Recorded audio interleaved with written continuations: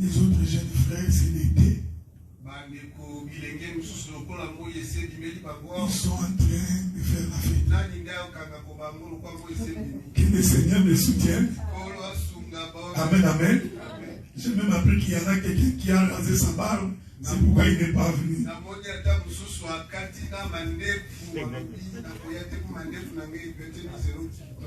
Que Dieu vous bénisse. Donc j'étais à Montréal ce matin. Et j'ai fini de prêcher là-bas, j'ai couru pour être ici. Et nous croyons que le Seigneur nous fera grâce. Amen, amen. Et nous sommes certifiés que Dieu nous parlera. Le frère, tu n'écoutes pas Lingala. Tu écoutes? Non. Tu écoutes pas Swahili? Ok. Donc on va interpréter en Swahili. Amen, amen. Ah, tu écoutes le français? Ah, c'est bon. Que Dieu soit. Donc nous prenons les livres de Genèse. Genèse chapitre 30, verset 20.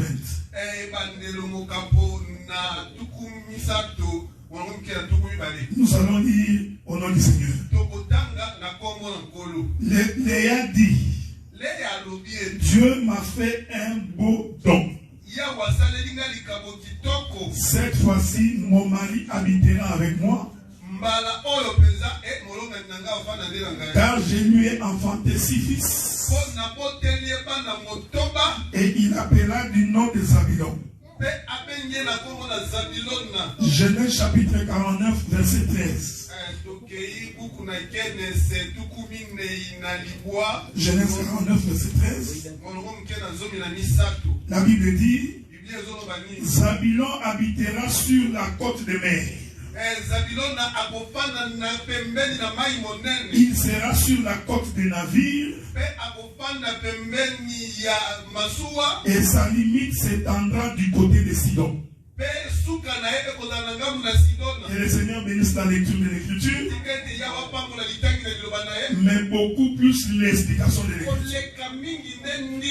Je voudrais que vous restiez attachés parce que nous allons sonder les profondeurs de Dieu. Parce que la parole de Dieu se cache dans l'interprétation de l'écriture. S'il n'y a pas l'interprétation de l'écriture, il n'y a pas la vie. Je vous avais dit que Zabulon, par rapport à Jacob, il était le 10e fils. Par rapport à Léa, il était le 6e fils. Donc nous avions tenté d'expliquer le pourquoi il était le 6e. Aujourd'hui, Dieu faisant grâce, nous expliquerons pourquoi il est le 10e fils. Que la paix de Dieu soit avec vous. Remarquez que Jacob était venu pour épouser Rachel. Mais jusque-là, jusqu'à la naissance de Zabulon, Rachel n'avait pas encore accouché. Est-ce que vous remarquez cette chose? Donc Rachel, avant d'accoucher, il a attendu que les 10 enfants soient d'abord nés. Que la paix de Dieu soit avec vous. C'est-à-dire que dès que le 10e est né, alors tous les accouchements vont s'arrêter. C'est alors que la femme qu'on a aimée Rachel va accoucher. Or, le 10e fils ici, c'est Zabulon. Que Dieu vous bénisse. Maintenant, regardez. Léa, quand Zabulon naît, Léa dit ceci: mon mari désormais il habitera avec moi. Cependant, Jacob habitait déjà avec Léa. Parce qu'ils ont déjà eu 6 enfants. Maintenant, quand Léa dit que maintenant il habitera avec moi, Léa voulait dire que je t'ai construit une maison. pour que tu viennes habiter maintenant. Je voudrais aller visiter le prophète Moïse. Regardez, regardez. Lorsque Israël sortait de l'Égypte, Dieu dit à Moïse, dis à tes frères, avant de sortir, d'aller d'abord dépouiller les Égyptiens. Donc Israël, avant de sortir d'Égypte, il est allé toquer dans chaque maison en Égypte pour récupérer la richesse. Mais là, quand ils sont arrivés dans le désert, quand Dieu a voulu se faire une maison, il va rappeler à Moïse, dites aux enfants d'Israël d'apporter pour moi l'offrande de bon cœur qu'ils ont pris en Égypte. Est-ce que vous me suivez? C'est-à-dire que si Israël n'avait pas dépouillé l'Égypte, Dieu n'allait pas demander l'offrande. C'est pourquoi j'ai toujours dit, si Dieu te bénit en Égypte, c'est en vue de lui offrir ce que tu reçois sur la terre. Dieu te les donne en vue de les servir. Quand Israël a pris les richesses, il pensait que c'était pour eux. Il pensait que c'était pour les richesses. Ce sont nos bijoux, nos habits d'or. Mais Dieu, lui, il savait que ce qui était entre leurs mains va servir à la construction du temple. Est-ce que vous me suivez? Donc nous comprenons que l'Égypte détenait les éléments constitutifs du temple. Donc quand Dieu regardait l'Égypte, il avait vu déjà les temples, mais éparpillés entre les mains des Égyptiens. Est-ce que vous me suivez ce que j'ai dit? Donc les éléments qui constituaient les temples, en réalité étaient entre les mains des Égyptiens. Donc chaque Égyptien était une portion du temple. Je vais répéter. Chaque Égyptien, dans la richesse qu'il avait, était une partie du temple. Mais celui qui dépouille l'Égypte, c'est Israël. Est-ce que vous me suivez? Je vais donner une écriture. Dieu appelle Israël mon fils. Il dit, Pharaon, tu laisseras partir mon fils Israël, mon premier-né. Donc Israël c'est un homme. C'est le premier-né de Dieu. Je répète ça. Israël, c'est le fils de Dieu. Mais il est le premier-né. Or l'écriture dit, le premier-né de Dieu, c'est le Seigneur Jésus-Christ. Donc je comprends. Quand Israël dépouillait l'Égypte, en réalité c'était le premier-né qui était en train de dépouiller l'Égypte. Je vais le dire autrement. Regardez, quand Jésus est en train de recruter les disciples, parce que les disciples étaient dans le monde. À d'autres termes, ils étaient en Égypte. Mais Jésus, comme étant le premier-né, qu'est-ce qu'il fait? Pierre, viens. Simon, viens. Barthélemy, viens. Qu'est-ce que Jésus faisait? Il dépouillait l'Égypte de ce que l'Égypte était. Laissez-moi le dire autrement. Nous étions tous en Égypte. Nous étions tous païens. Nous ne connaissons pas Dieu. Mais Dieu voulait construire le temple. Mais pour construire le temple, Dieu avait besoin de toi. Il avait besoin de ma soeur. Il avait besoin de mon frère. C'est pourquoi il envoie Moïse pour aller nous prendre. Est-ce que vous me suivez? Donc dépouiller l'Égypte, en réalité c'était la conversion des individus. Pour que ces gens-là puissent constituer le temple de Dieu. C'est pourquoi Paul dit, vous êtes manifestement le temple de Dieu.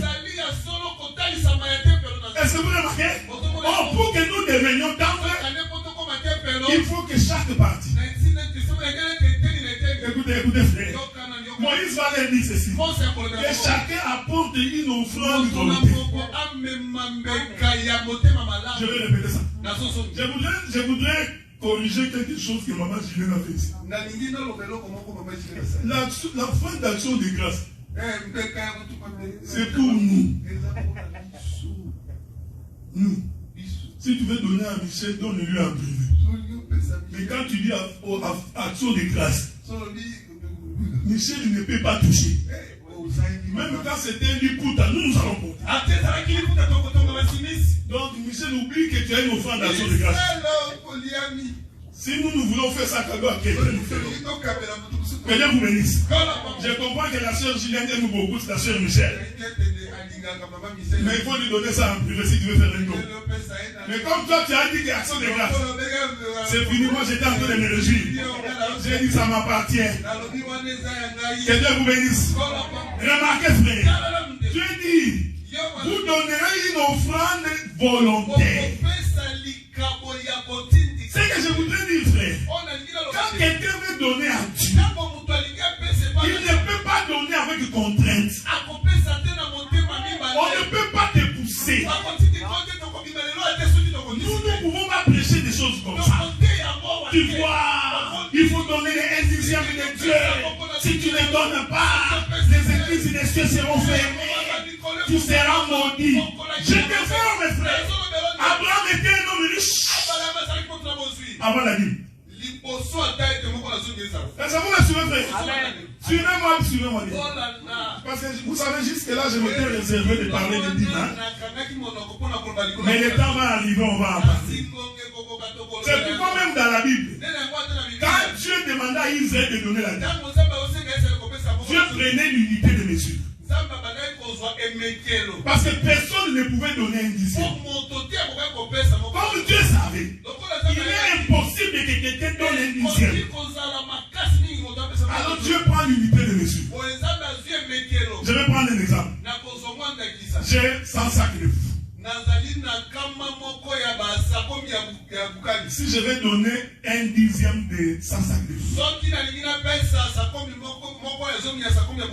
il faut que je donne un sac. Si j'en ai 10, il faut encore que le sac que j'ai donné soit la mesure de 1/10 par rapport aux autres sacs. C'est-à-dire qu'il faut d'abord que je pèse tous les sacs. Que tous les sacs ont le même poids. Ils ont la même quantité de manioc. Et je prends 1/10 pour donner. Personne ne pouvait donner ça. Prenons les Ndunda. La maman fait la récolte de Ndunda. Expliquez-moi comment il va donner les 1/10 de Ndunda. Parce qu'il doit compter chaque Ndunda, chaque Ndunda, chaque Ndunda. Il faut que chaque Ndunda ait la même taille. Avec les mêmes feuilles. Pour aller prendre les 1/10. Dieu savait que personne ne peut faire ça. C'est pourquoi Dieu a pris seulement l'unité de mesure. Mais cette unité de mesure, si tu comptes à l'intérieur, les graines n'étaient pas les 1/10 de tous les sacs. Est-ce que vous comprenez ce que j'ai dit? Je vais rentrer aujourd'hui. On te paye $1,300 et 42 sous. 42 sous. Donnez-moi les 1/10 de 42 sous.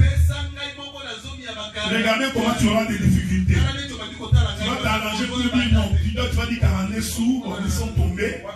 Donc non seulement 1300, donc 130. Non. 42 sous. Vous savez, moi j'aime ce pays. Hein? Parce que mon revenu, ce n'est pas les nets que je reçois. C'est les bruts que j'ai fait. Donc si tu veux donner 1/10, donne-nous les 1/10 de ton salaire brut. Même ce que l'État avait coupé là. Rentre là-bas, va nous chercher les 1/10. Voilà pourquoi nous vous prêchons. Quand tu veux donner, donne librement de la manière dont tu as consenti dans ton cœur. Est-ce que vous comprenez ce que je dis? Donne tel que tu as voulu que tu donnes. contrainte, sans murmure. C'est alors que l'Éternel Dieu te bénira.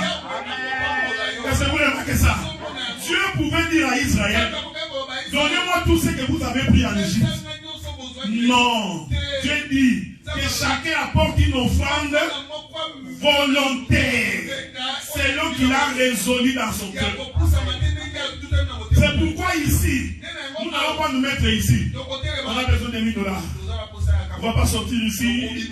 Si tu ne donnes pas 1000, non, tu vas donner 1000. Non, non. Nous ne sommes pas à l'église qui manque, frère. Nous ne sommes pas en train de faire l'intime ça, frère.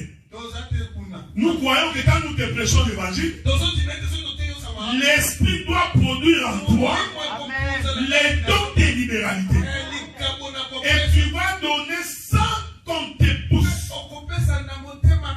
C'est pourquoi Dieu a dit, pour construire ma maison, que chacun donne selon qu'il a résolu. Une offrande avec liberté. Donc cela veut dire que quand Israël est dépouillé là, en réalité c'était tout un corps, mais qui était encore éparpillé en Égypte. Maintenant celui qui rassemble les corps, c'est Moïse. En d'autres termes, c'est Israël. Or Israël c'est l'image de Jésus. Est-ce que vous remarquez ça? C'est pour dire ceci. Personne ne peut quitter l'Égypte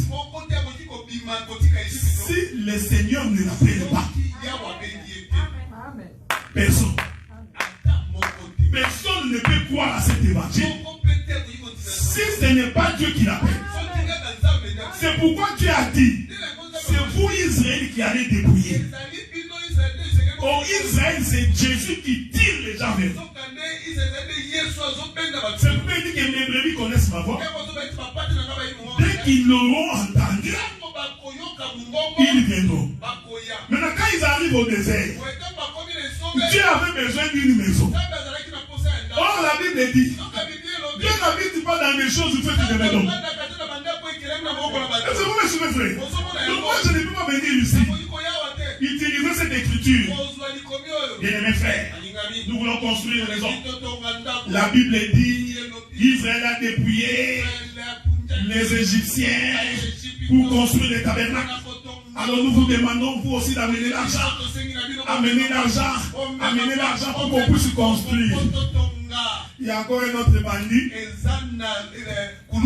Il construit aussi les temples. Après, il dit, on va faire une prière de dédicace. Si tu vois quelqu'un qui fait une œuvre qu'on appelle une prière de dédicace, comprenez que c'est un démon. Il est possédé par le mauvais esprit. Il n'a pas compris les Écritures. La prière de dédicace ne consiste pas dans le temple physique. Parce que Dieu a dit lui-même, je n'habite pas dans les champs faites des mains d'hommes. Donc Dieu n'habite que dans ce que Dieu m'a fait. Or, la seule personne que Dieu a fait, c'est Adam. J'ai compris, le véritable tabernacle, en réalité c'est Adam. En dehors d'Adam, Dieu n'habite pas partout. C'est pourquoi frère Salomon, quand il dédicaçait les temples, toi tu penses que c'était les temples physiques? Non. Salomon, il présentait Adam. J'aime ça. Écoutez ce que la Bible dit. Lorsqu'on finit de construire, selon le modèle de Dieu, nous sommes là au Exode chapitre 40. J'aime ces choses, frère. Parce que Zabylon, c'est aussi le chiffre 4. Regardez. Le tabernacle a été dressé le 40e jour. Est-ce que vous me suivez? Le jour où on a dressé les tabernacles, la Bible dit que c'était au 40e jour. Un tabernacle fut dressé. Or, ce tabernacle-là qui a été dressé, c'était une association de ce qu'on a retiré en Égypte.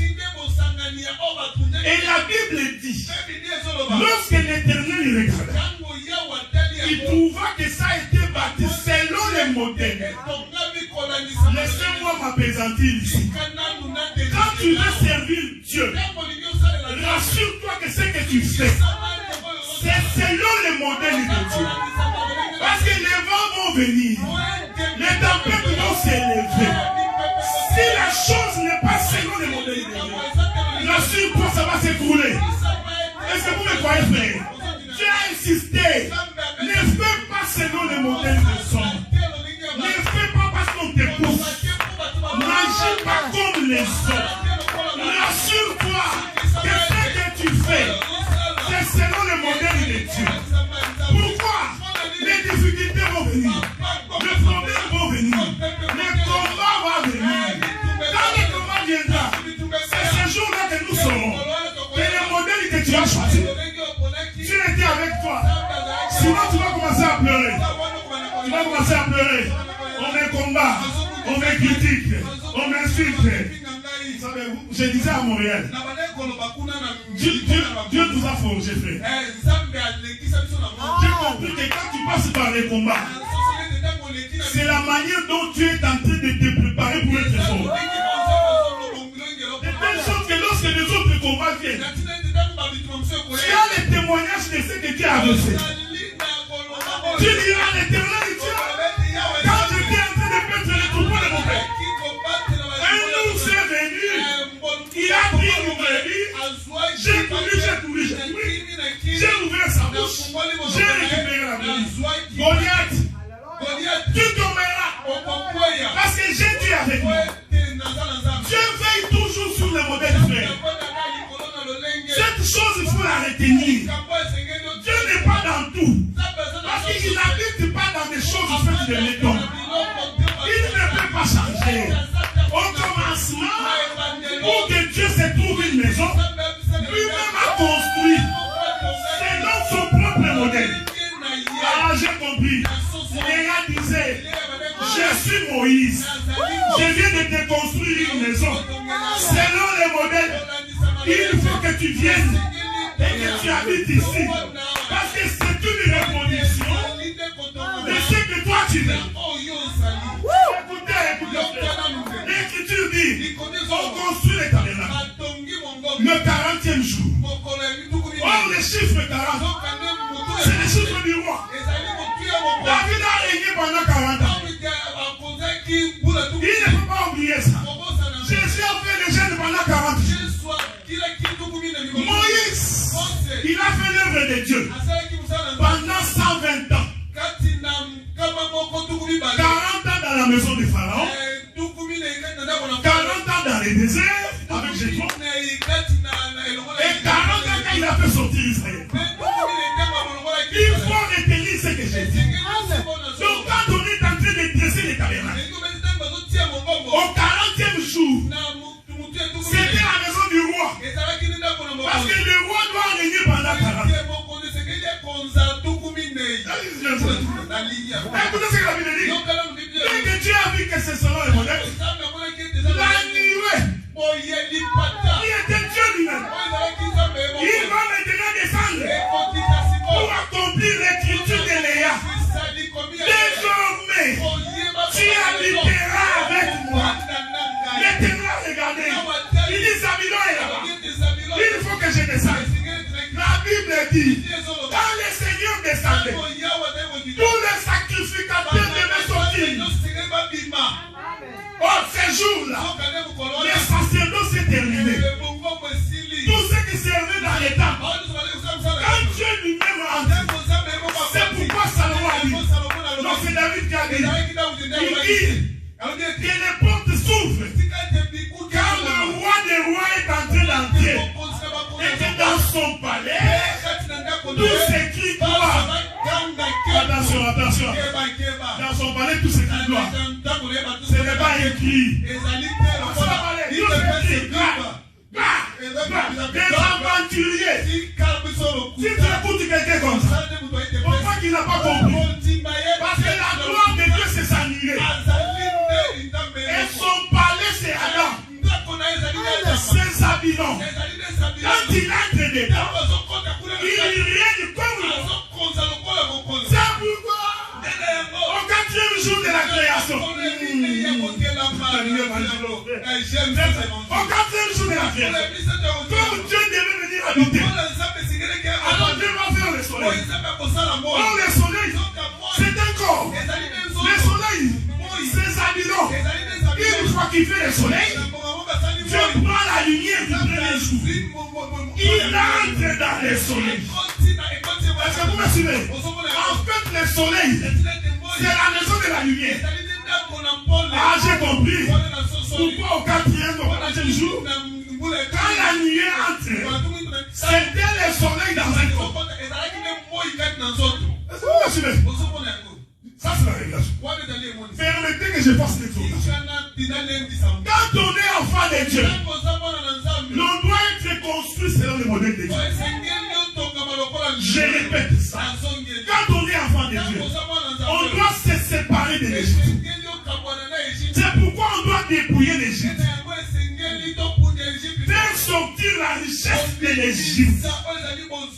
Ma prière est que Dieu te fasse sortir du monde, frère.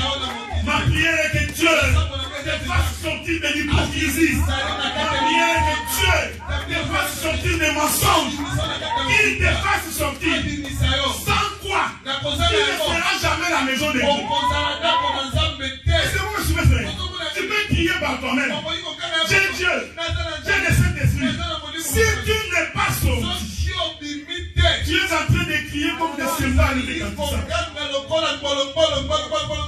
Est-ce que vous remarquez ça? Donc on tire d'abord. On te fait sortir. Donc il faut d'abord que tu sortes. Une fois que tu es sorti, on doit te construire. Non, non, non, non. Non. Non. Que Dieu nous aide. Regardez, frère. On doit te construire. Une fois qu'on finit de te construire, quand Dieu voit que tu es selon son modèle, tu ne vas pas invoquer le Saint-Esprit. Non. Amen.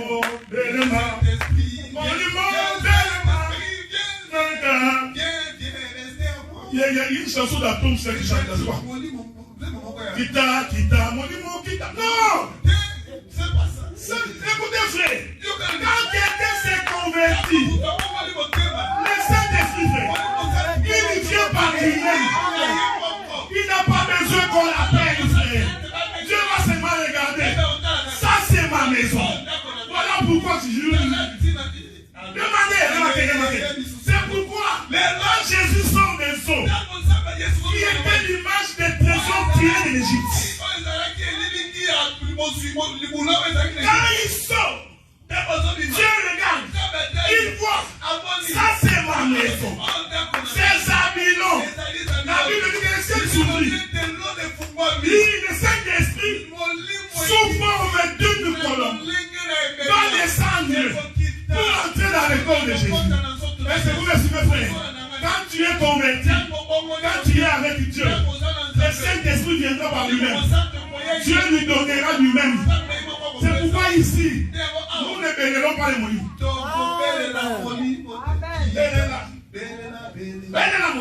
Non. Nous croyons à la manifestation du Saint-Esprit. Nous croyons à sa puissance. Mais il est invoqué pour une autre chose. Tout dépend de la disposition de ton cœur. C'est pourquoi ce jour-là, il était en train de parler avec Corneille. Il parle avec Corneille. Comme la disposition du cœur de Corneille était attachée à Dieu. Pierre n'a pas appelé le Saint-Esprit. Pierre a constaté tout simplement. Mais ces gens viennent de recevoir le Saint-Esprit. Parce que c'est l'apanage de Dieu. C'est Dieu lui seul qui décide. Qui a qui donné le Saint-Esprit. Donc si tu vois quelqu'un, nous allons te donner le Saint-Esprit. Recevez. C'est un atalaku tout fait. Quand Dieu est avec vous, le Saint-Esprit est là, frère. Mais le problème, il faut construire selon les modèles. Il faut que Zabulon soit. Est-ce que vous remarquez ça? Salomon aussi construit les temples. La même chose se répète. Quand Salomon finit de construire le temple, la Bible dit la gloire de Dieu. C'est-à-dire Dieu lui-même est parti. Ils sont tous sortis. La prière de dédicace commence. C'est ici qu'ils sont allés prendre l'écriture de dédicace. On va dédicacer notre temps. Il ne faut pas toucher cette chair ici. C'est sacré ici. On peut manger les foufous ici, frère. On n'a pas péché. D'ailleurs, c'est nous qui amenons Dieu ici.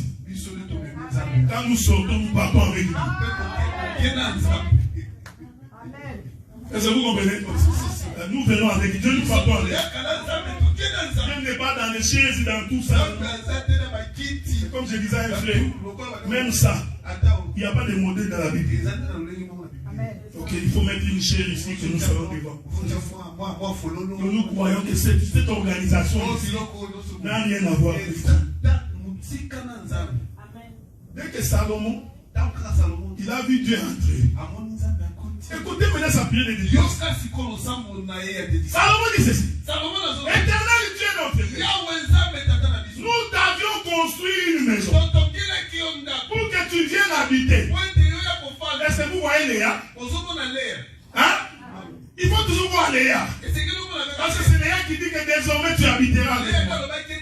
Salomon dit. Ici je vous dis que Salomon c'est Léa. Ah, c'est ça l'évangile. Quand tu es en train de regarder seulement Léa, donc Salomon c'est Léa. Il dit éternel Dieu, puisque nous t'avions construit une maison, et que toi éternel Dieu, tu as accepté d'habiter ici. Parce que la Bible dit, sur la montagne de Gabaon. Dieu répond à Salomon. Il dit, puisque tu m'as construit une maison, désormais, j'habiterai dans cette maison. J'aime Dieu, hein? Il continue. Il dit ceci. J'habiterai éternellement dans cette maison. Moi, j'ai la confession que Dieu ne ment pas. Quand il dit éternellement, c'est éternellement. C'est-à-dire que même aujourd'hui, Dieu est dans cette maison. Amen. Actuellement maintenant, les temples de Salomon n'existent plus. Mais Dieu lui dit qu'il habite dans cette maison jusqu'aujourd'hui. Alors Dieu est entré. Vous savez, frère, Dieu n'est pas partout. Hein? Il ne faut pas contenir la Bible. Dieu n'est pas partout. Dieu est dans sa maison. Et sa maison, c'est selon ce modèle. Quand ce n'est pas selon le modèle de Dieu, Dieu n'est pas. Maintenant, Salomon fait la prière. Quand Salomon est en train de faire la prière, derrière Salomon, il n'y avait qu'Israël. Est-ce que vous me suivez? Donc Israël, vous voyez la maison. Israël, vous voyez Dieu dans la maison. Maintenant Salomon prie. Il dit éternel notre Dieu, quand ton peuple aura des difficultés et qu'il viendrait dans cette maison, exauce les dieux des cieux. Vous savez, Salomon est bizarre. Alors que Dieu était dans la maison. Mais lui dit, exauce les dieux des cieux. Je t'informe, il était au ciel et il était dans la maison. C'est pourquoi les gens posent la question. Comment Jésus est Dieu? Mais il était sur la terre. Mais quelle était la voix qui parlait au ciel? Non, il n'avait pas compris. Il était dans la maison, mais il était aussi au ciel. Vous voyez? Je vais vous donner une révélation. Vous savez, quand le Saint-Esprit est descendu sur Jésus, la Bible dit qu'une voix se fit entendre des cieux. Celui-ci. Vous savez, j'ai examiné ça en français. Quand on dit celui-ci, c'est-à-dire qu'il est plus proche de toi. Mais quand on dit celui-là, c'est-à-dire il est loin de toi. Est-ce que vous remarquez? Mais la voix se fit entendre des cieux. Logiquement, ça devrait dire celui-là. Parce que la voix s'entendait du ciel. Mais non, la voix dit c'est lui-ci. Je te vois que Dieu était là. C'est pourquoi Jésus, tout le temps qu'il marchait, il disait toujours, le Père est à moi. qui m'a vu avec le Père. Je marche avec lui. Ici, les théologiens, les gens de beaucoup de Français, ils auront beaucoup de difficultés ici. Comment c'est ici? Il n'a pas la révélation. La voix se fait entendre des cieux. Au lieu de dire c'est lui-là, la voix dit c'est lui ici. C'est ça que Salomon avait dit. Éternel, tu es dans ta maison. Quand le peuple viendra, exauce-les, les lieux des cieux. Amen. Il ne finit pas. Il va ajouter. Voyez les dédicaces. C'est ça les dédicaces du temple. Les dédicaces du temple, c'est présenter celui qui a Dieu. Et celui qui a Dieu, c'est Christ et Jésus. Salomon continue. Il dit éternel Dieu. Lorsque l'étranger, nous-mêmes Salomon nous a vus. Parce que nous étions étrangers à ces choses. Ces choses ne nous concernaient pas.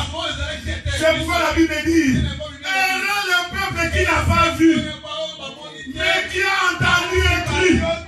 Nous sommes de ceux que nous n'avons pas vu, mais nous avons entendu.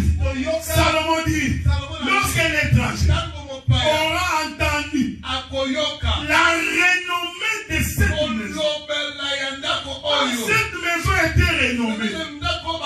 La Bible dit, la renommée de Jésus s'accroissait le jour et jour. J'ai compris que c'était lui la maison. Il fait sa renommée. J'aime ça. Ces jours-ci, il faut tout lire sur TikTok. Nous allons passer même le TikTok. C'est TikTok là. Il faut qu'on envahisse TikTok avec le message. Est-ce que vous comprenez ce que je dis?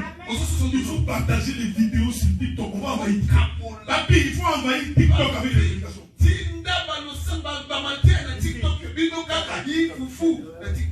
Écoutez, un jour, Salomon va ajouter ceci. Lorsque ton peuple aura péché et qu'il viendra dans cette donc quand il est au milieu de nous, il pardonne même les péchés. Quand ton peuple aura péché et qu'il viendra dans cette maison, éternel Dieu Dieu des cieux, pardonne les péchés. Oh, Jésus était en train de marcher. Lui, le véritable Zabulon. Il trouve un homme paralytique. Il regarde l'homme. Qu'est-ce que tu veux? Je veux que tu marches. Jésus regarde cet homme. Tes péchés, tes sauts par les enfants d'Israël ont touché la tête. Mais qui est cet homme qui pardonne même les péchés? Parce que Salomon nous avait dit, celui qui ne peut pardonner les péchés, c'est seulement l'Éternel Dieu dans sa maison. Mais il n'avait pas compris que celui qui pardonnait là, c'était Dieu dans une maison. Est-ce que vous comprenez ça? Donc, Zabulon, c'est la présence de Dieu au milieu de son peuple. Je vais ajouter notre élément. Regardez. Quand Israël campait, vous savez, moi j'ai observé la Bible. J'ai trouvé que Dieu est parfait, frère. Dieu fait des choses avec une précision qui n'a aucune idée. Dieu a fait en sorte que la lumière du premier jour puisse habiter dans un soleil de 4e jour. Donc quand on regardait le soleil, c'était la lumière sur son trône. Est-ce que vous me suivez? Je vais répéter ça. Le soleil, c'est le trône de la lumière. C'est là où la lumière est assise. Oh, le soleil, j'ai expliqué que c'est une maison. J'ai expliqué que c'est Zabulon. J'ai expliqué que c'est le chiffre 4. C'est le chiffre du roi. C'est pourquoi il a été créé le 4e jour. Maintenant, quand Jean est en train de regarder Jésus sur le trône, il dit que quand j'ai regardé,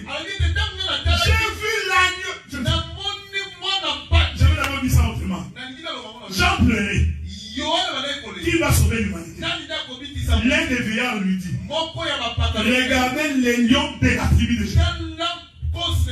Est-ce que vous me suivez? Regardez le soleil. Regardez les lions. Parce que les lions, c'est le roi. Les lions de la tribu de Juda. Lui, il est capable d'ouvrir les livres et d'en rompre le sou. Quand l'ange parlait, il était en face des gens. C'est une dispensation, frère. Mais pour que Jean voie, il doit se retourner. C'est aussi une dispensation. Mais quand il se retourne, au lieu de voir les lions, il voit l'agneau. Ah, j'ai compris. La vision d'en face, c'est les lions. La vision retournée, c'est l'agneau. C'est pourquoi, quand Jésus a guéri la femme qui avait la perte de sang, il a dit à cette femme, une puissance est sortie de nous. Quand il dit puissance là, c'était le soleil qui marchait. C'était Dieu dans toute sa force. Mais pour que la femme soit guérie, la Bible dit que Jésus se retourne. Quand il se retourne, ce n'est plus la face du lion, c'est la face de l'agneau, la face de la miséricorde. Laisse que le Dieu du ciel te regarde avec les yeux de miséricorde. Laisse que le Dieu du ciel te regarde avec la compassion. Sans quoi tu ne peux pas être sauvé. Est-ce que vous remarquez cette chose? Écoutez maintenant. La Bible dit, quand Israël campait, c'est là que je vais finir pour comprendre. Quand Israël campait, Dieu a dit à Israël, vous camperez en 4 bras. Israël est campé en désordre. Arrêtez de camper en désordre. J'ai dit, quand vous allez camper, faites attention de la manière dont vous campez. Parce que moi, Dieu, je n'habite pas partout. Donc j'ai choisi les campements. Respectez le modèle. C'est important. Je voudrais dire à l'église d'Ottawa, veillez sur le modèle de Dieu. C'est très important pour la vie. Je dis ceci, Israël ne campe pas du tchamacha.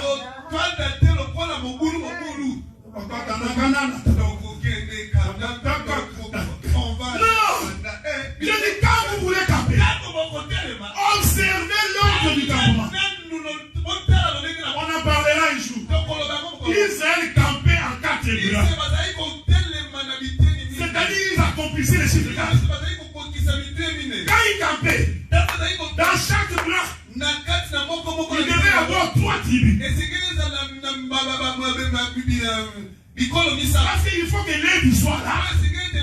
Il faut aussi que China soit là. Pour camper à 4 bras. Écoutez comment Dieu dit. Lorsque vous campez, vous prendrez l'arche de l'Éternel. Et Dieu lui-même, lui, il va être au milieu. Est-ce que vous suivez? Zabilon a dit, je t'ai construit une maison. Il faut que tu viennes habiter. J'ai dit, lorsque vous camperez, attention de la manière dont vous campez. Et la Bible dit, vous camperez. Chaque tribu en face de l'arche. Quand nous campons, je ne regarde pas ça. Je ne regarde pas maman Fatou. Je ne regarde pas maman Julienne. Parce que si je les regarde, je vais perdre la foi. Que mon regard soit sur l'arche. Même si quelqu'un se détourne, même si quelqu'un abandonne la foi, ce n'est pas ton problème. Toi, tu es focalisé sur l'arche. Est-ce que vous comprenez ça? Tu n'es pas fou. Parce qu'il savait que si on met l'arche derrière, quand Judas voulait vouloir Dieu, de voir Dieu, il risque de voir Benjamin. S'il veut voir Dieu, il risque de voir Nephtali.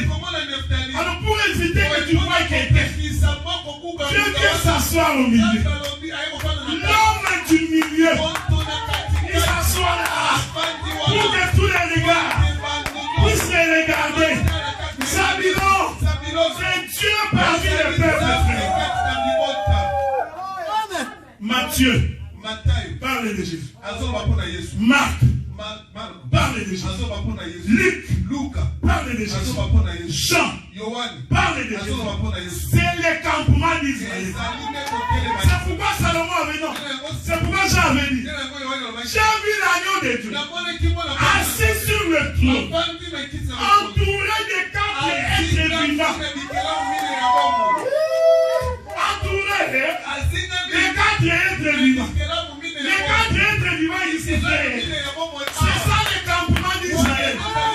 Lui-même Dieu au milieu. Que seul Jésus soit élevé au milieu de nous. Aucun homme ne peut s'élever ici, frère.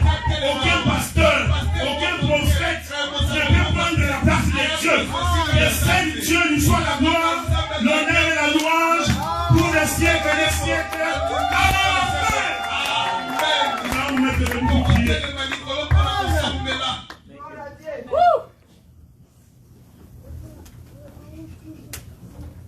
Tu vas prier le Seigneur. Que Dieu t'assiste. Que Dieu garde ta foi. Que les difficultés ne t'emportent pas. Que les soucis ne te terrassent pas. Ayez les yeux fixés sur la chose.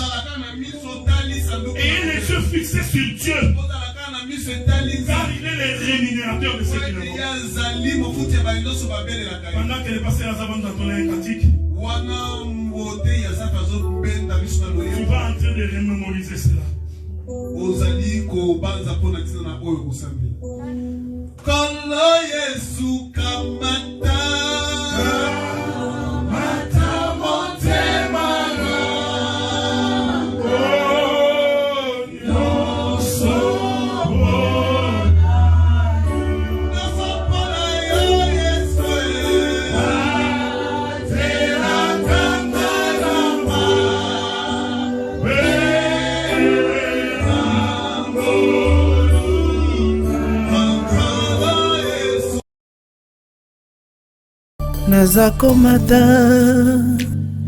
mata motema nazakomata ngai nazakomata